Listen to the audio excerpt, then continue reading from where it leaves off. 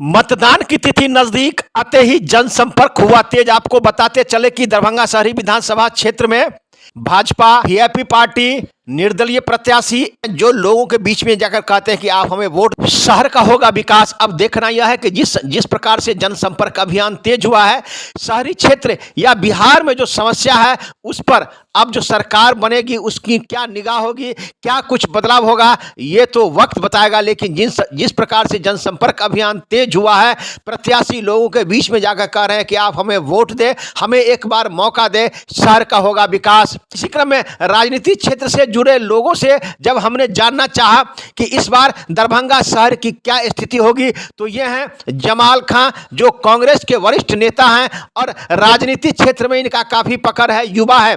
इनसे जब हमने जानना चाहा कि इस बार बिहार विधानसभा के खास करके दरभंगा शहरी विधानसभा क्षेत्र का क्या होगा, तो उन्होंने अपनी राय व्यक्त की कि आखिर दरभंगा में बदलाव होना चाहिए, एक ही व्यक्ति को, एक ही पार्टी को क्यों जिताना है।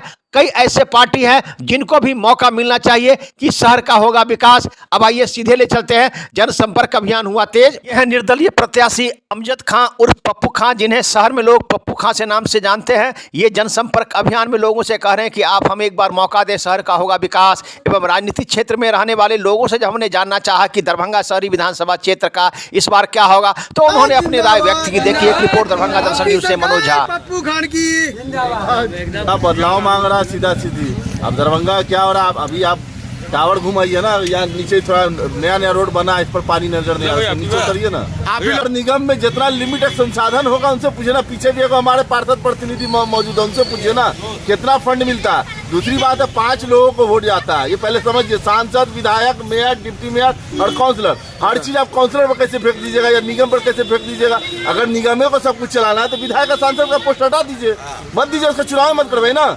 अगर बहाना डालिए कि नगर निगम का सारा काम है, तो विधायक और सांसद काहे के लिए। बाकी उसके अलावा हमारे बहुत लोग हैं जिनका शहर में हम योगदान जानते हैं कि कहीं कहीं किए। अभी हमारे पीछे पप्पू भाई निर्दलीय उम्मीदवार है, वो भी क्षेत्र में कहीं काम किए। जो लोग लड़ रहे हैं सबने अपने अपने जगह पर कहीं ना कहीं लोगों के बीच में काम किए हैं। पप्पू भाई है, रिंकू है, या सामने जो भी है कैंडिडेट जो लड़ रहे हैं, ये तय है कि जनता बदलाव के मूड में है और बदलाव होगा। कारण क्या है कि किसी का 5 टर्म से एक आधिपत्य जमा हो गया है। कहते हैं विकास की बात, मुझे लगता है कि सिर्फ उनके सर्वांगीण विकास के अलावा इस शहर का विनाश हुआ।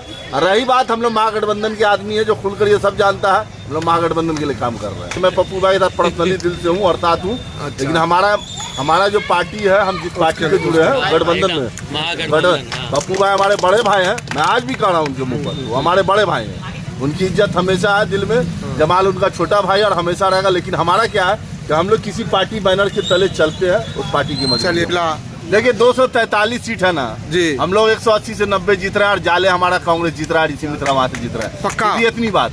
दूसरी बात है, राजनीति में आदमी को बर्दाश्त करना चाहिए। 2020 में मैंने भी टिकट मांगा, 2025 में मैंने भी टिकट मांगा, पार्टी ने नहीं दिया, ऊपर वाले की मर्जी, और पार्टी नहीं हो पाया, तो क्या मैं विरोध में कहीं खड़ा हुआ? शहर से तो आप भी दावेदार थे। बिल्कुल वही कारण है, आज हम है ना महागठबंधन का जो प्रत्याशी उसके साथ खड़े हैं। भैया राजनीति करना हो और जिसको राजनीति में लालच नहीं होना चाहिए कि सब कुछ हम ही को मिले, ये हक सबका है। मैं देखिए ऊपर वाले की दुआ या मेरे वार्ड के सभी लोग हैं, इन लोगों के दुआ और साथ के बदौलत आज यहाँ जनप्रतिनिधि भी हैं जो अपने चेहरे पर किसी पार्टी के दम पर नहीं। ये मेरे वार्ड की जनता है ना, इसका एहसान मानते हैं कि इन लोगों की वजह से आज मैं वार्ड काउंसलर भी हूँ। तो रही बात, जब वक्त आएगा तो भी नहीं रोक पाएगा कोई।